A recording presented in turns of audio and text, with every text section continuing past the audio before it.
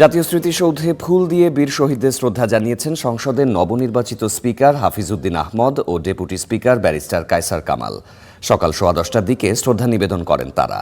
শ্রদ্ধা নিবেদন শেষে স্পিকার ও ডেপুটি স্পিকার বীর শহীদদের স্মরণে কিছুক্ষণ নীরবে দাঁড়িয়ে থাকেন। পরে জাতীয় স্মৃতিসৌধ পরিদর্শন বইতে তারা স্বাক্ষর করেন। এ সময় সাংবাদিকদের প্রশ্নের জবাবে স্পিকার হাফিজউদ্দিন আহমদ বলেছেন, বৃহস্পতিবার বিরোধী দলের সংসদের স্লোগান দেয়া ঠিক হয়নি, এটি রেওয়াজের বাইরে। তবে অধিকাংশ সংসদ সদস্য নতুন সংসদের রীতি আত্মস্থ করতে তাদের সময় লাগতে পারে, কিন্তু তারা যা করেছে তা তাদের অধিকারের মধ্যে রয়েছে।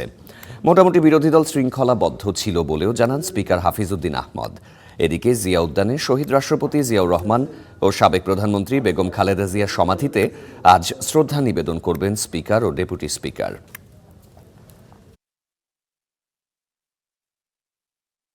সংসদের স্লোগান দেওয়া ঠিক না, এটি সংসদের রেওয়াজের বাইরে। তবু প্রথম দিন অধিকাংশ সংসদ সদস্য প্রথমবারের মতো নির্বাচিত হয়ে এসেছেন।